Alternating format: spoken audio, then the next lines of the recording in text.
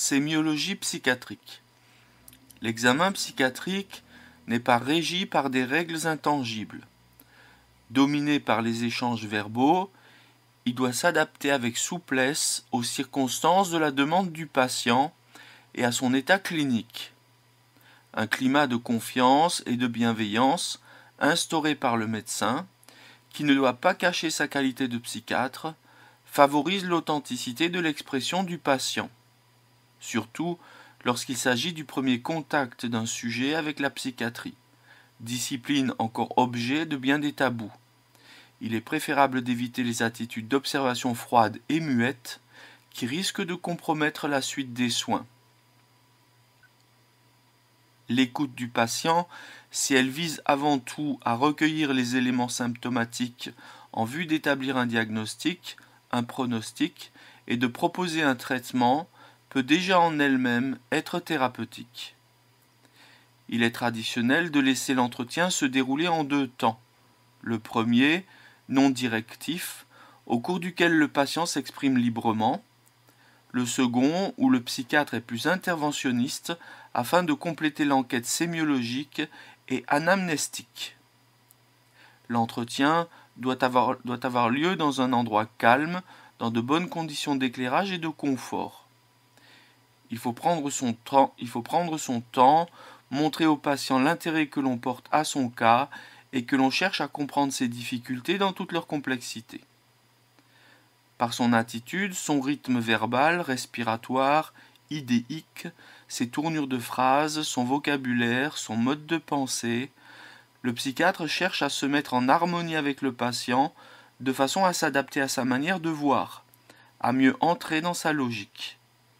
L'écoute est active, entre parenthèses acquiescement, reprise des mots du patient pour favoriser la poursuite du discours, fermez la parenthèse, bienveillante et respectueuse, ouvrir la parenthèse, laisser le patient parler, s'exprimer, laisser les idées se développer, ne pas porter de jugement. On peut schématiquement dégager trois circonstances différentes motivant l'examen psychiatrique. Il peut s'agir d'une demande spontanée du patient lui-même ou librement acceptée après la suggestion qui lui en a été faite par un membre de son entourage, par son médecin généraliste par exemple. C'est la circonstance la plus favorable, car la coopération du sujet est alors le plus souvent acquise et ses réticences réduites. Si la demande provient de l'entourage, famille, conjoint, amis, voisins, de l'employeur, du médecin du travail, le patient peut alors se montrer peu coopérant, méfiant, dubitatif, banaliser et même nier qu'il soit malade, en raison des troubles psychiatriques eux-mêmes, entre parenthèses, état psychotique par exemple, ou du caractère honteux et déshonorant dont ils sont parfois entachés. Enfin, la demande peut s'inscrire dans un cadre médico-légal, comme une expertise. Le psychiatre requis a un devoir de neutralité. Il n'est complice ni de l'autorité requérante, ni du patient lui-même, lequel peut orienter ses propos dans le but d'obtenir une décision en sa faveur. Le degré d'urgence qui dépend de la nature de la pathologie impose à la consultation certaines conditions.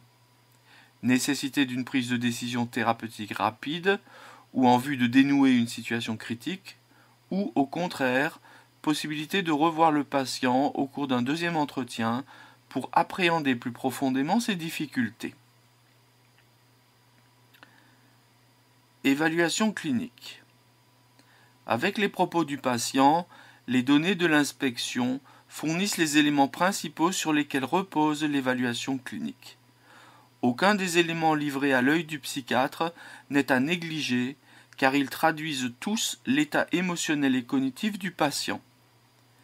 Sa tenue, son tonus musculaire, ses attitudes, ses gestes, sa motricité, son regard, ses mimiques, son contact. De même, tous les aspects du discours sont à prendre en considération. Le fond, la forme, l'élocution, la logique interne, l'intonation, la fluence, la continuité. Les fonctions intellectuelles supérieures. Elle comporte la vigilance, l'attention, la mémoire, le langage, les praxies et gnosies, le jugement.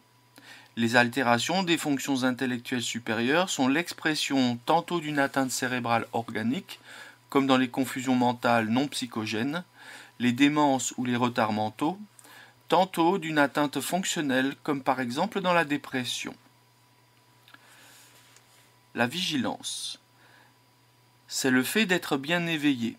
Les atteintes globales de la vigilance sont appréciées sur l'état d'éveil, la réactivité aux stimuli, la capacité à soutenir l'entretien. Les fluctuations de la vigilance au cours de la journée sont classiques dans la confusion mentale ou la démence. On distingue plusieurs niveaux croissants de déficit de la vigilance. L'obtusion ou omnubilation, entre parenthèses, émoussement de la conscience, difficulté de compréhension, lenteur de la pensée, torpeur, difficulté de repérage dans le temps et l'espace, difficulté à produire un effort. L'hébétude, entre parenthèses, sidération de la pensée, de la mémoire, de l'attention, indifférence à l'environnement. La confusion, dissolution de la conscience, désorientation temporospatiale, troubles mnésiques et parfois état onirique. Et enfin le coma, perte totale de la conscience, réactivité absente ou faible aux stimuli. Et non, le coma c'était pas le dernier, il y a encore l'hypervigilance qui traduit une subexcitation psychique et s'observe dans les états hypomaniaques ou après la prise de certaines substances comme la caféine, la cocaïne, les amphétamines. L'attention, c'est le fait de concentrer l'activité mentale sur un secteur déterminé. On distingue l'attention spontanée ou flottante, entre parenthèses, disponibilité à se fixer sur un stimulus significatif. Donc on distingue l'attention spontanée ou flottante de l'attention volontaire ou réfléchie, entre parenthèses, concentration. Les altérations de la vigilance s'accompagnent toujours d'un trouble de l'attention, mais celle-ci peut également être modifiée dans d'autres circonstances. On parle d'hypoproxésie ou, à un degré plus élevé, d'aproxésie, lorsque le sujet peut difficilement ou ne peut pas fixer volontairement son attention sur un objet précis. Cette diminution de l'attention peut s'observer dans la dépression ou la schizophrénie. Elle s'accompagne alors souvent, dans le premier cas, d'un désintérêt plus ou moins culpabilisé et douloureux pour l'environnement. Dans les états maniaques et hypomaniaques, on parle de distractibilité. L'attention se fixe, mais très transitoirement, de façon dispersée, au gré des sollicitations de l'environnement.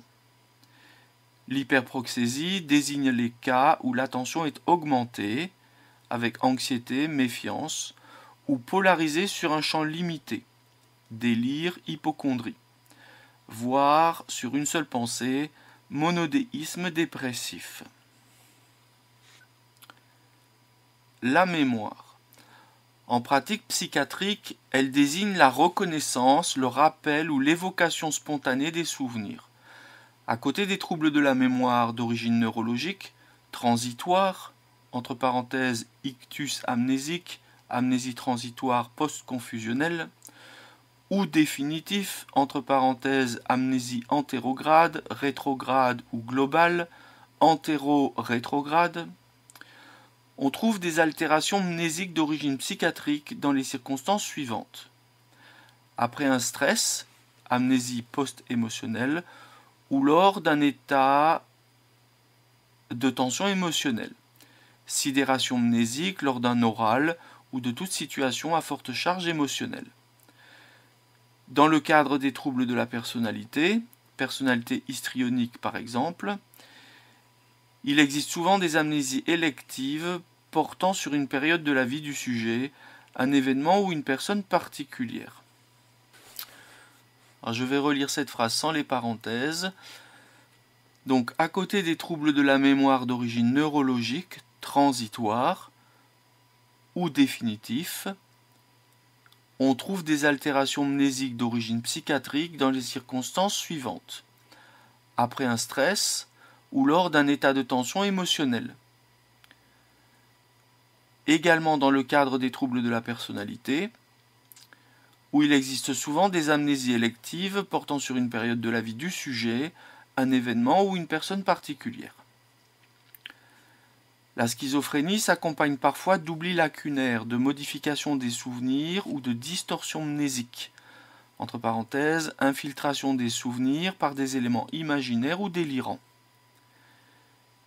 Les paramnésies ou illusions de la mémoire sont des productions imaginaires prises pour des souvenirs. Elles pallient la carence mnésique dans le cas des fabulations. Les illusions de déjà-vu ou de déjà-vécu s'observent de façon physiologique ou s'inscrivent dans certains états anxieux, schizophréniques, oniroïdes ou épileptiques. Entre parenthèses, épilepsie temporale. A l'inverse, dans le sentiment d'étrangeté, le sujet ne reconnaît pas pour familier des lieux ou des personnes connues. Ce sentiment accompagne les états de déréalisation, compliquant les états anxieux, quelle qu'en soit l'origine. Entre parenthèses, crise d'angoisse aiguë, schizophrénie par exemple. Les libérations mnésiques comportent les ekmnésies. Entre parenthèses, émergence de souvenirs anciens ressentis comme actuels, qui sont observés chez les confus, les hystériques, dans certaines crises temporales ou après la prise d'hallucinogènes, et les hypermnésies. Celles-ci peuvent survenir transitoirement au cours d'un processus d'excitation psychique ou pendant une crise uncinée, ou être permanente. Calculateur prodige, récitant d'annuaire, sujet par ailleurs peu performant, voire oligophrène ou atteint de psychose infantile. On rencontre également des hypermnésies limitées au secteur investi par un sujet, à la personnalité pathologique, notamment chez l'obsessionnel ou le paranoïaque. Le langage.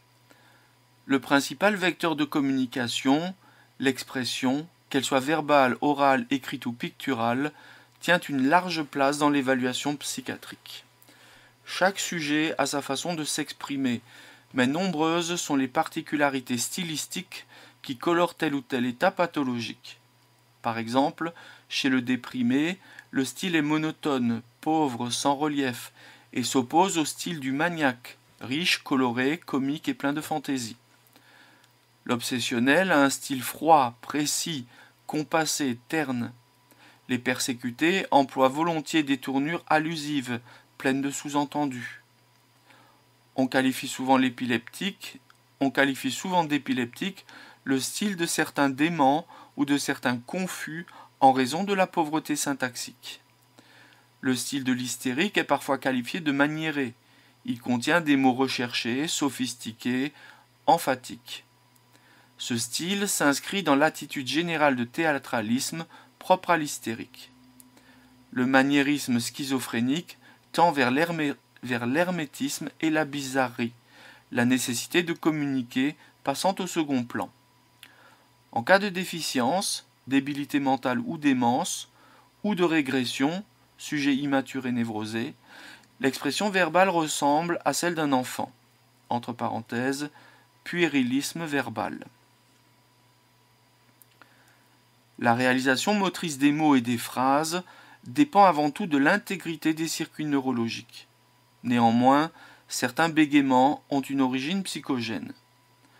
On distingue le bégaiement clonique, entre parenthèses répétition en saccade de certains phonèmes, du bégaiement tonique, entre parenthèses contraction phonatoire avant l'émission précipitée de la phrase, et du bégaiement inhibitoire, entre parenthèses blocage total temporaire de la phonation précédant l'émission de la phrase. Certaines situations anxiogènes favorisent l'apparition d'un tel trouble. Les aphasies sont par définition des troubles du langage, dus à des lésions cérébrales, et n'entrent donc pas dans le cadre de la sémiologie psychiatrique. Encore faut-il s'assurer de l'absence d'une telle lésion avant de rechercher l'étiologie psychiatrique d'un trouble du langage. La production du langage peut être modifiée dans son rythme. Diminution, bradyphémie, observée dans les états dépressifs, les psychoses schizophréniques ou la confusion mentale. Donc, accélération du langage, tachyphémie, secondaire à une excitation. Une autre altération du rythme est constituée par les barrages. Il s'agit d'une brusque suspension du discours précédant une reprise de l'activité verbale sur le même thème ou sur un thème différent. On peut en rapprocher le fading, qui correspond à une diminution du débit de la phrase et de l'intensité de la parole avec reprise progressive, ces deux symptômes étant caractéristiques de la schizophrénie. Il faut les différencier des suspensions de la parole qui surviennent chez les malades hallucinés, dont une perception hallucinatoire capte brusquement l'attention. Le mutisme correspond à l'absence de production verbale, sans déficit d'acquisition ni perte du langage par lésion. Entre parenthèses, mutité. Il se différencie encore du mutacisme, d'origine volontaire. Entre parenthèses, sujet en situation difficile, simulateur. Dans le mutisme hystérique, le sujet s'efforce de faire comprendre qu'il est dans l'incapacité de parler. Entre parenthèses, aphémie. Ou qu'il a perdu la voix, aphonie. Le mutisme peut encore se rencontrer dans la dépression, chez les sujets délirants, chez les schizophrènes catatoniques. En cas d'inhibition importante, on observe un mutisme partiel, la mucitation, où la parole est rare, exprimée à voix basse, de façon marmonnée et indistincte. Enfin, certaines atteintes frontales, limbiques ou réticulaires peuvent entraîner un mutisme, en dehors de toute aphasie. Le langage peut également être perturbé par des productions supplémentaires. Il peut s'agir d'impulsions verbales, qui sont des émissions brusques et indépendantes de la volonté, de formules ou de séries de mots parfois grossiers, coprolalie, d'un parasitage par un son, un mot ou un thème, sans rapport avec la phrase en cours d'énonciation, ou de production verbale répétitive. Parmi celles-ci, on distingue les stéréotypies, qui sont la répétition de formules, de phrases ou de mots identiques, comme cela s'observe chez certains mélancoliques délirants ou dans certaines schizophrénies. L'écholalie, qui est la répétition des derniers mots ou des dernières phrases de l'interlocuteur. Dans les atteintes organiques, les états d'arriération mentale, la démence, la psychose infantile, la schizophrénie. La préservation, la persévération verbale, au cours de laquelle des mots ou des membres de phrases adaptés au moment précédent du dialogue sont répétés à plusieurs reprises par la suite. Aphasie, démence, épilepsie, confusion mentale, schizophrénie. Donc, on avait les stéréotypies, l'écholalie, la persévération verbale. Ensuite, la dynamique du discours peut être perturbée de telle sorte que le discours du patient devient difficilement compréhensible. La logorée, ou son équivalent dans le langage écrit, la graphorée, est un discours prolixe, précipité, organisé autour d'un thème dominant ou dispersé. Elle est habituelle chez le maniaque. Point. La verbigération correspond à une suite incohérente de mots ou de phrases et se voit dans la schizophrénie, les démences ou la confusion mentale. Les mots, chez certains délirants ou schizophrènes, sont parfois détournés de leur sens habituel. Entre parenthèses, paralogisme. Il peut même arriver que ce type de patient, les schizophrènes surtout, crée un mot n'appartenant pas à la langue. Entre parenthèses, néologisme. À l'extrême, le schizophrène peut créer un paralangage, appelé encore glossolalie, langage privé ou schizophasie, compréhensible du seul patient. La glossomanie, qui s'observe surtout dans les syndromes maniaques, s'en distinguent par le fait que le pseudo-langage utilisé alors a une fonction ludique et que l'emploi des mots est guidé surtout par leur assonance. Praxie et gnosie. Les troubles praxiques concernent l'exécution volontaire de comportements moteurs finalisés, alors que les gnosies sont le résultat des fonctions d'intégration perceptive. Leur évaluation importe surtout dans les démences, certains patients n'ayant pas conscience de leur trouble mental, psychotique délirant, et dans quel cas on parle alors d'anosognosie. Le jugement. Fonction intellectuelle la plus élevée et la plus complexe, le jugement se rapporte à la qualité de toute l'activité intellectuelle appréciée sous l'angle de la raison. Il résulte de l'intégration des perceptions, opinions et croyances du sujet. S'il est fonction des capacités intellectuelles, QI, il ne leur est pas strictement corrélé. Le jugement, s'il implique la maîtrise des idées abstraites, s'applique au concret et peut s'apparenter au bon sens. Les carences de jugement s'observent chaque fois que les capacités intellectuelles sont diminuées. Confusion mentale, démence, arriération mentale. Les distorsions du jugement comportent les interprétations. Jugement faux porté sur une perception exacte, fréquente dans les états délirants. La fausseté du jugement, caractéristique de la paranoïa où le raisonnement a seulement des apparences de rigueur et de logique et aboutit à des conclusions erronées. Et le rationalisme morbide, observé dans les schizophrénies, se compose d'abstractions ordonnées de façon pseudologique et floue.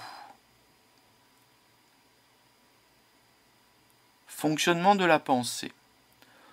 On distingue classiquement les troubles du cours de la pensée et ceux du contenu de la pensée. Les troubles du cours de la pensée. Le rythme de la pensée peut être accéléré, tachypsychie, ou ralenti, bradypsychie. Dans le premier cas, caractéristique de la manie ou observé après la prise de certains toxiques, alcool, amphétamine, cocaïne notamment, on parle de fuite des idées. Celles-ci s'enchaînent rapidement autour de thèmes successifs multiples. Dans le second, les idées ont du mal à se développer, soit en raison d'une difficulté de synthèse plus globale des fonctions supérieures, comme les démences, soit d'une altération de l'humeur dans la dépression, où le ralentissement s'accompagne d'une pauvreté des thèmes. Retour des mêmes préoccupations, rumination, retour du même thème, monoïdéisme. À l'extrême, l'improductivité est totale, anidéation. La continuité de la pensée est altérée dans la schizophrénie. Les associations sont relâchées, ce qui donne une impression de flou, d'incohérence. La pensée peut s'éteindre progressivement, fading, ou rester momentanément suspendue avant de repartir. Barrage. L'enchaînement des idées peut aussi être entravé par une idée parasite. Trouble du contenu de la pensée. La pensée peut être complètement infiltrée par les productions imaginaires et personnelles du sujet, perdant tout contact avec la réalité, pensée déréelle du schizophrène. On parle d'autisme lorsque l'essentiel de l'activité de pensée est consacré à des idées subjectives et imaginaires. Les autres altérations du contenu de la pensée comprennent les obsessions, les phobies, les idées délirantes. Dans l'analyse des délires, il faut dégager le ou les thèmes délirants. Le mécanisme du délire, entre parenthèses intuitif, imaginatif, interprétatif ou hallucinatoire, son mode d'extension, entre parenthèses en réseau ou en secteur, le degré de structuration, l'intensité de la conviction et la participation émotionnelle du sujet. Activité motrice. Outre les anomalies qui résultent d'un mauvais développement de la motricité, on peut observer chez l'adulte plusieurs types d'altérations de l'activité psychomotrice. Le ralentissement moteur, bradykinésie, est caractéristique de la dépression. Il s'accompagne d'une baisse de l'activité, apragmatisme. Ce dernier symptôme se voit également dans la schizophrénie déficitaire où l'initiative motrice est perturbée. Le syndrome catatonique, observé principalement dans la schizophrénie, mais aussi dans les confusions mentales, associe un négativisme moteur, entre parenthèses raideur, refus aux tentatives de mobilisation, et une passivité avec obéissance automatique aux ordres, allant parfois jusqu'à la répétition des gestes, entre parenthèses écopraxie, ou de la mimique, écomimie de l'interlocuteur. Dans la catalepsie, l'inertie motrice s'accompagne d'un maintien des attitudes spontanées ou imposées, entre parenthèses flexibilité cireuse. La stupeur est la suspension de toute activité motrice. On l'observe dans la mélancolie, les confusions mentales ou la schizophrénie. La catalepsie est la perte brutale de tonus musculaire sans perte de connaissance. Elle s'intègre le plus souvent dans le syndrome de Gélineau, où elle s'accompagne d'un endormissement immédiat, narcolepsie, directement en phase de sommeil paradoxal, les épisodes durant de 15 à 30 minutes. Les conversions hystériques prennent parfois la forme de paralysie variée, sans systématisation anatomique, ni signe d'organicité. L'agitation motrice peut aller de l'hyperactivité, où le comportement reste coordonné et efficace, à la fureur, où le sujet perd tout contrôle de lui-même. Les tics sont des mouvements anormaux, involontaires, brusques, brefs, mettant en jeu quelques groupes musculaires synergiques. Lorsqu'ils sont étendus, situés dans la filière laryngée et sont associés à une coprolalie ou une écholalie, ils constituent la maladie de Gilles de la Tourette. Les rituels et les compulsions s'observent dans la névrose obsessionnelle. On en rapproche la tricotylomanie, qui consiste à s'arracher les cheveux de façon compulsive et entraîne une alopécie plus ou moins étendue. L'impulsion est le besoin impérieux et subit de réaliser un acte délictueux, agressif ou absurde. Le raptus qualifie les impulsions violentes immédiatement agies, entre parenthèses suicide, agression, meurtre. L'impulsivité est le propre de certaines personnalités pathologiques, psychopathes, hystériques, état limite, ou émaille l'évolution de certains états maniaques, de la schizophrénie ou de certaines démences. Les parakinésies sont des mouvements qui se surajoutent à l'activité motrice normale ou la parasitent. Lorsque ces mouvements anormaux sont répétitifs, on parle de stéréotypie. Elle se voit dans les psychoses infantiles, la schizophrénie ou les démences. Le maniérisme moteur est le pendant du maniérisme verbal et suscite les mêmes remarques. Il faut en différencier les dyskinésies aiguës, chroniques ou tardives, secondaires au traitement neuroleptique. État émotionnel. L'émotion correspond au phénomène subjectif et fluctuant ressenti face à une situation et regroupe l'ensemble des phénomènes affectifs et motivationnels.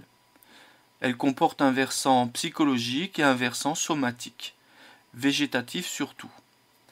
On en distingue l'humeur, composante plus stable, définie par Jean Delay comme cette disposition affective fondamentale, riche de toutes les instances émotionnelles et instinctives, qui donne à chacun de nos états d'âme une tonalité agréable ou désagréable, oscillant entre deux pôles extrêmes du plaisir et de la douleur. Les perturbations émotionnelles se rencontrent à des degrés variés, dans la quasi-totalité des troubles mentaux. L'hyperémotivité. L'hyperémotivité caractérise la vivacité des réactions affectives. Elle est parfois constitutionnelle, peut survenir transitoirement après un choc émotionnel ou lors d'un accès maniaque, ou s'intégrer dans un trouble de la personnalité, chez des sujets immatures ou névrotiques. La froideur émotive fait partie des traits de caractère des obsessionnels et des paranoïaques. L'indifférence affective se rencontre dans la schizophrénie, où s'observe aussi parfois, où s'observe aussi parfois une ambivalence affective.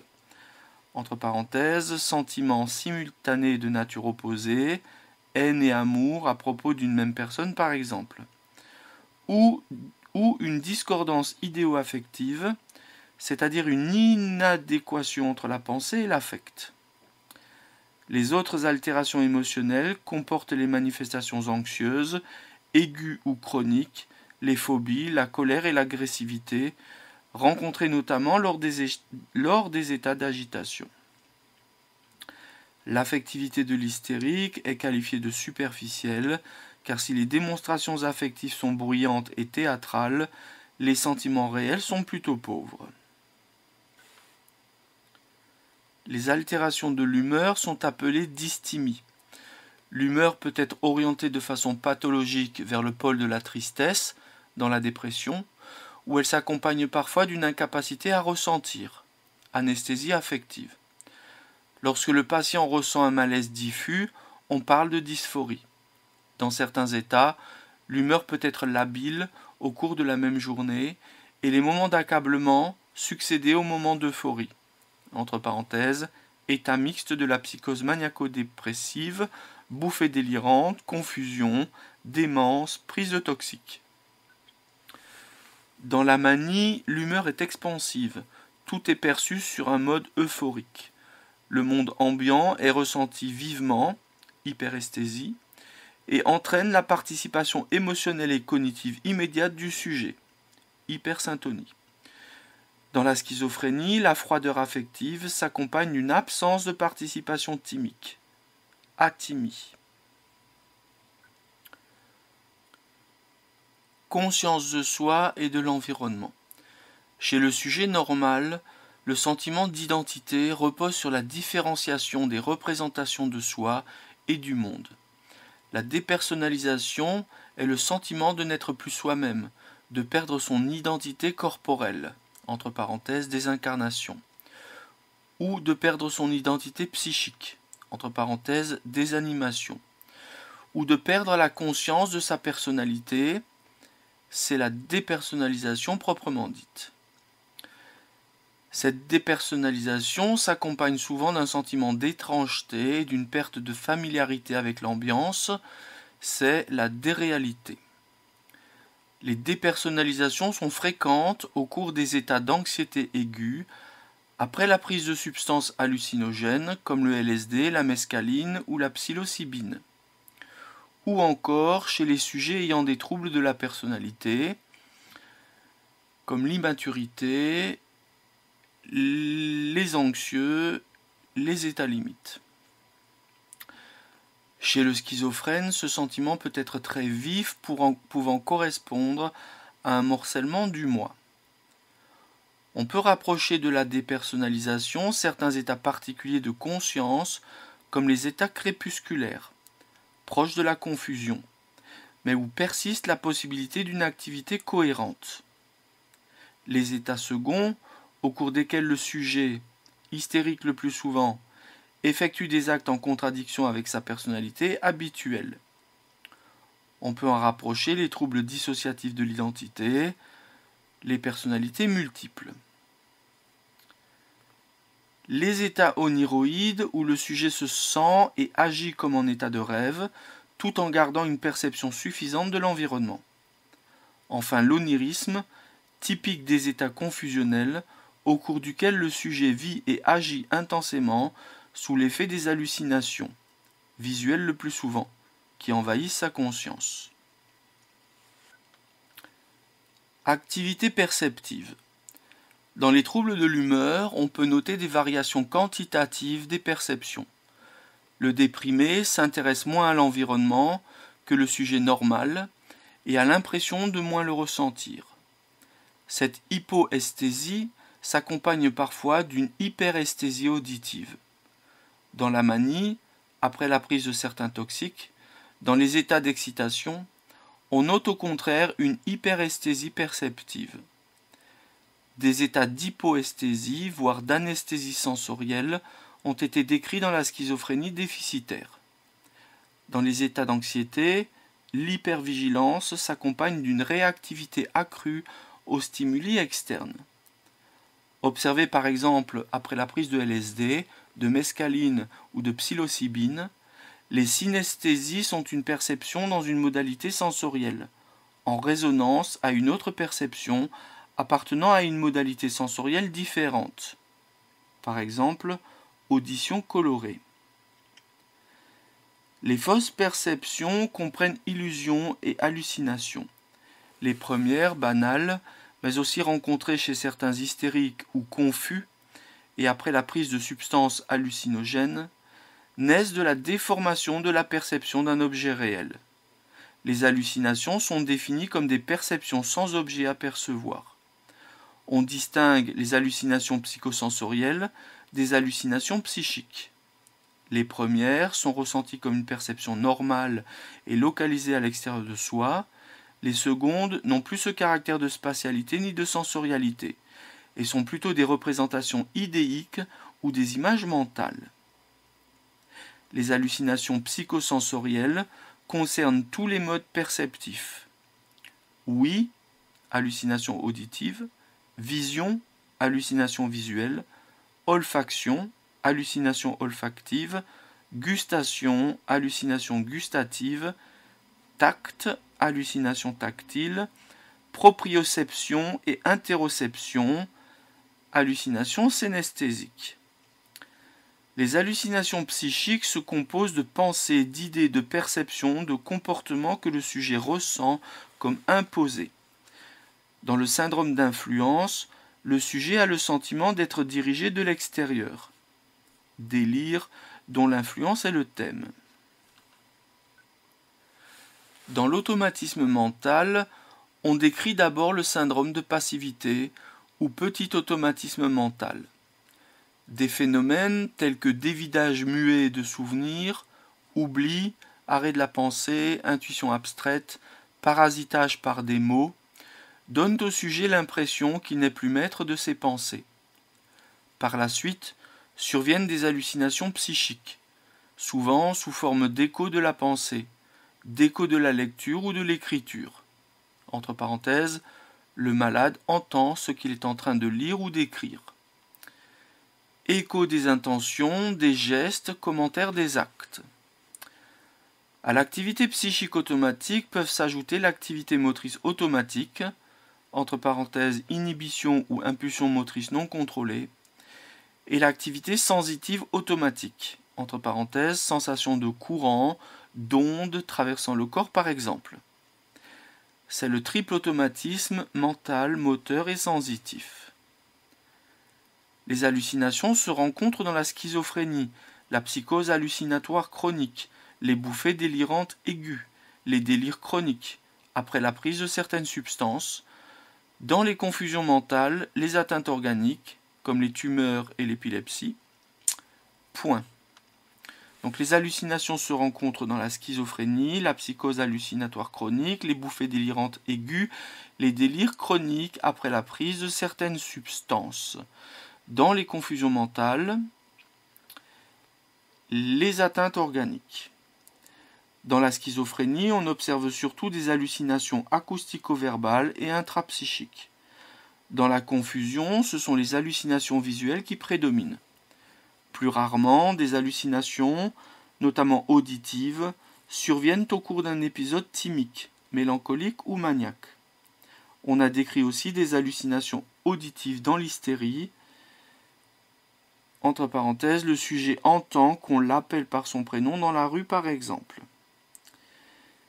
Il faut différencier les hallucinations de l'hallucinose, où les phénomènes perceptifs sont reconnus comme pathologiques. Hallucinose des buveurs ou d'une autre origine organique, lésions pédonculaires, épilepsie partielle. Enfin, les hallucinations hypnagogiques, au moment de l'endormissement, hypnopompiques, lors de l'éveil, et celles qui sont dues à une privation prolongée de sommeil ou à l'isolement sensoriel, et qui n'ont pas de caractère pathologique. Conduites instinctuelles et sociales. Le sommeil.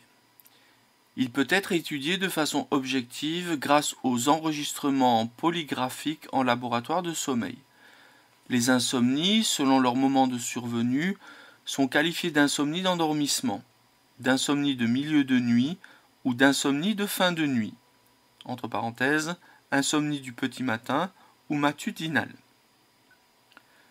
Dans de rares cas, l'insomnie peut être totale. Ces troubles s'observent dans la dépression, où l'insomnie du milieu et de fin de nuit est caractéristique. Dans la manie, la confusion mentale, les états d'agitation. L'insomnie d'endormissement est fréquente et caractéristique au cours des états anxieux. Les démences provoquent souvent une inversion du rythme veille-sommeil. L'hypersomnie se rencontre dans certains états dépressifs, mais aussi chez les sujets anxieux ou psychastènes. Dans la narcolepsie, il existe des accès diurnes de sommeil. Le sommeil peut être émaillé d'épisodes pathologiques, parasomnie, comme le somnambulisme, les terreurs nocturnes ou pavor nocturnus, tous deux survenant au cours des phases 3 et 4, ou de cauchemars, rêves effrayants, réveillant le sujet et survenant pendant les phases de sommeil paradoxal. Conduites alimentaires. La diminution et la perte d'appétit, anorexie, s'observent fréquemment lors des accès dépressifs et constituent le symptôme central dans l'anorexie mentale. Les refus alimentaires ont le plus souvent, en psychiatrie, une origine délirante, entre parenthèses, peur d'être empoisonné. A l'inverse, on peut observer une boulimie isolée ou la survenue d'épisodes boulimiques lors de difficultés passagères, dans certains troubles de la personnalité ou au cours d'un épisode dépressif. La pathomanie est le besoin de consommer de grandes quantités de liquides non alcoolisés, de l'eau le plus souvent, de façon permanente. Elle se voit dans le diabète insipide, chez certains hystériques et psychopathes, ou en cas de traitement par le lithium. Elle s'accompagne de polyurie. La dipsomanie est le besoin de consommer par intermittence de grandes quantités de boissons alcoolisées et constitue une forme clinique de l'alcoolisme. Contrôle sphinctérien. En dehors des troubles des conduites sphinctériennes survenant pendant l'enfance, on peut observer une incontinence chez les déments, lors des épisodes de confusion mentale ou dans certaines formes de schizophrénie. Conduite sexuelle. Les états dépressifs s'accompagnent de désintérêt sexuel, alors qu'au contraire, les états maniaques comportent souvent une hyperactivité sexuelle, entre parenthèses, hypergénésie, avec libération des censures, entre parenthèses, propos obscènes par exemple. Les autres troubles des fonctions sexuelles sont chez l'homme l'impuissance érectile, l'éjaculation précoce, l'anorgasmie, entre parenthèses, retard ou absence d'éjaculation. L'anaphrodisia, entre parenthèses, absence de plaisir sexuel, malgré une réalisation normale de l'acte. Chez la femme, la frigidité, entre parenthèses, impossibilité d'atteindre l'orgasme. La dyspareunie, douleur lors du coït, et le vaginisme, contraction douloureuse des muscles vaginaux. Ces troubles ont des origines multiples, organiques, lésions nerveuses, vasculaires, alcoolisme, prise de médicaments divers, notamment de psychotropes, maladies urogénitales ou gynécologiques, troubles hormonaux. Et autre origine des troubles, les troubles psychogènes avec anxiété, phobie, état dépressif, difficultés relationnelles, ou des troubles mixtes à la fois dus à la psyché et dus à des troubles organiques. Les paraphilies ou déviations sexuelles se classent en déviation de choix de l'objet sexuel et déviation des modalités du comportement sexuel. Les déviations de choix comprennent la masturbation pathologique, si elle est préférée à l'acte sexuel normal ou si elle est compulsive et stéréotypée. L'homosexualité, considérée comme pathologie par certains lorsqu'elle entraîne une souffrance psychologique importante, homosexualité égodystonique, qu'elle soit culpabilisée ou vécue comme étrangère à la personnalité, la pédophilie ou pédérastie ou attirance sexuelle pour les enfants, la gérontophilie ou attirance sexuelle pour les vieillards, la nécrophilie ou attirance sexuelle pour les cadavres, la zoophilie ou bestialité qui est l'attirance sexuelle pour les animaux. Les déviations des modalités du comportement sexuel regroupent le sadisme, satisfaction sexuelle par des souffrances physiques et des humiliations infligées à un partenaire non consentant. Le viol est une forme particulière de sadisme. Il est le plus souvent accompli par un homme à l'égard d'une femme, mais il existe aussi des viols collectifs, des viols homosexuels, des viols féminins, homosexuels et hétérosexuels. Le masochisme, satisfaction sexuelle obtenue en se faisant infliger des souffrances physiques et des humiliations. Le fétichisme, fixation du désir érotique sur un objet inanimé, lingerie par exemple, ou une partie limitée du corps, où est-ce que j'en suis là? Alors je reprends au masochisme. Le masochisme, satisfaction sexuelle obtenue en se faisant infliger des souffrances physiques et des humiliations. Le fétichisme, fixation du désir érotique sur un objet inanimé, lingerie par exemple, ou une partie limitée du corps du partenaire, cheveux, seins, pieds, etc. Le voyeurisme, obtention du plaisir sexuel par le spectacle de la nudité d'autrui ou l'observation de personnes en train de pratiquer des rapports sexuels. L'exhibitionnisme, obtention du plaisir sexuel par l'exhibition de ses organes génitaux devant une tierce personne prise au dépourvu, s'accompagnant le plus souvent de masturbation. Le frotteurisme, obtention du plaisir sexuel par l'acte de toucher, caresse, frottement, une personne non consentante, en général dans les lieux publics ou les moyens de transport. Le triolisme, obtention du plaisir sexuel par la présence active d'un troisième partenaire du même sexe ou du sexe opposé à celui du sujet. Le transvestisme, utilisation de vêtements de l'autre sexe pour obtenir l'excitation sexuelle. Ces trois dernières déviations se rencontrent de façon largement prédominante chez les sujets de sexe masculin. Le transvestisme se différencie du transsexualisme où le sujet se sent appartenir au sexe opposé à son sexe anatomique et désire en changer. Trouble de l'identité sexuelle.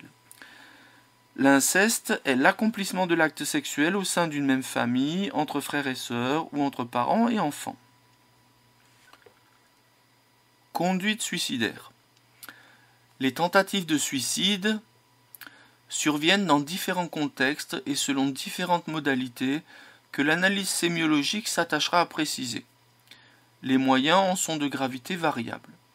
Les principaux moyens utilisés sont la phlébotomie, entre parenthèses coupure des veines du poignet ou du bras, parfois compliquée de lésions nerveuses, la prise de médicaments ou de toxiques, au pronostic très différent selon la quantité de produits administrés, la voie d'administration, la nature des produits et l'absorption concomitante d'alcool, la pendaison, la défenestration, le suicide par arme blanche ou arme à feu, par le gaz, par noyade ou par accident de la circulation.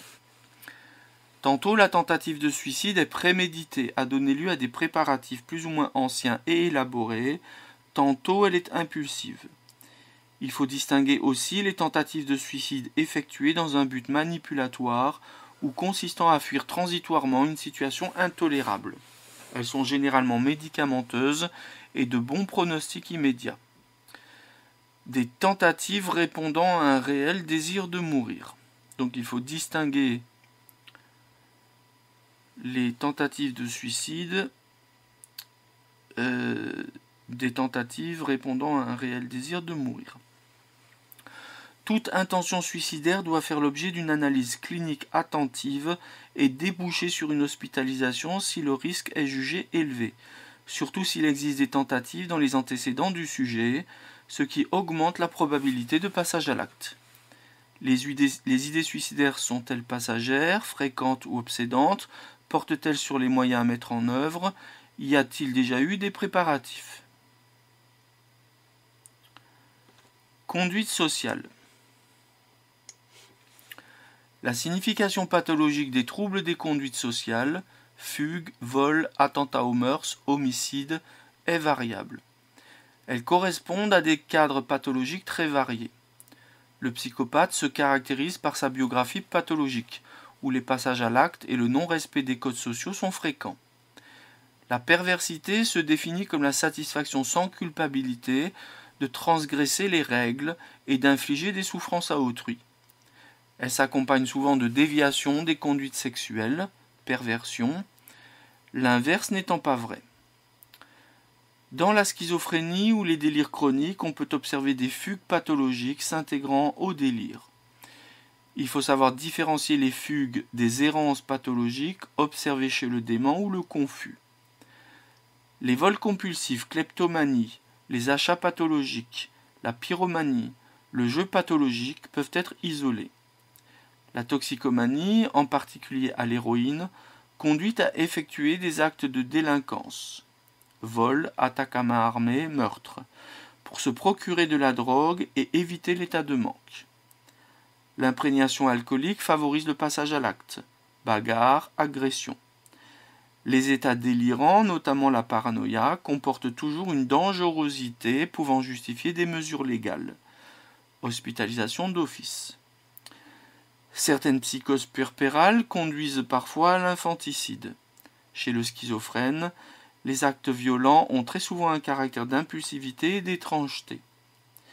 Il faut enfin citer les rares cas de suicide altruiste ou de suicide collectif observés dans la mélancolie.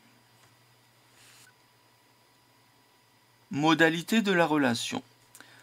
La relation qu'établit le patient avec le psychiatre lors de l'entretien est largement conditionnée par l'état pathologique du malade et de sa personnalité. Elle constitue un élément symptomatique supplémentaire non négligeable. Elle laisse aussi présager des possibilités thérapeutiques ultérieures. La présentation du patient, c'est-à-dire son apparence physique, sa tenue vestimentaire, ses mouvements, peuvent fournir une indication et sont dans certains cas très caractéristiques. C'est la tenue négligée du déprimé et du dément, avec, dans le premier cas, une mimique pauvre, hypomimie ou amimie, ou un faciès crispé par l'angoisse, oméga mélancolique dessiné par les sourcils et les plis du front, la tenue théâtrale de l'hystérique, celle maniérée, étrange ou bizarre du schizophrène, celle débraillée, loufoque du maniaque. On peut aussi remarquer les attitudes d'écoute de l'halluciné, qui parfois peut même se boucher les oreilles, en proie à ses hallucinations. Le style relationnel est propre à chacun, mais des particularités s'observent fréquemment en raison de la personnalité pathologique du sujet ou de son trouble mental. La familiarité excessive est le fait du maniaque et de l'hypomane. Les attitudes de séduction, érotisation de la relation, volontiers théâtrale, hyperexpressivité, la suggestibilité, la prise à partie complice de l'interlocuteur sont caractéristiques de l'hystérique. Le maniérisme excessif, l'affection, souvent peu en accord avec le contenu verbal, se voit dans la schizophrénie. Les obsessionnels sont retenus, se contrôlent, sont volontiers polis à l'excès, entre parenthèses obséquiosité, conventionnels, accumulant les détails factuels et laissant l'interlocuteur à distance. Les phobiques et les anxieux sont timides, pudiques, inhibés, gênés, évitent le regard tout en quêtant la réassurance et adoptant des attitudes de fuite en avant ou ayant des réactions de prestance. Chez certains schizophrènes ou schizoïdes, on est frappé par la froideur, la réticence, le refus du contact, qui masque une hypersensibilité sous-jacente. Les mélancoliques sont indifférents, n'expriment pas de demande de soins, paraissent résignés. Le paranoïaque laisse plus ou moins rapidement transparaître son orgueil, sa rigidité, sa méfiance. Les délirants sont tantôt réticents à livrer leurs affects, tantôt exaltés lorsque les contenus délirants sont abordés. Ils cherchent alors à faire partager leurs convictions. Souvent, toutefois, le premier contact, la première consultation sont loin d'être suffisants pour acquérir une idée précise de la pathologie dont souffre le patient.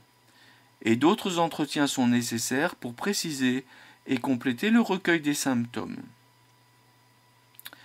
Fin de la lecture du chapitre sur la sémiologie.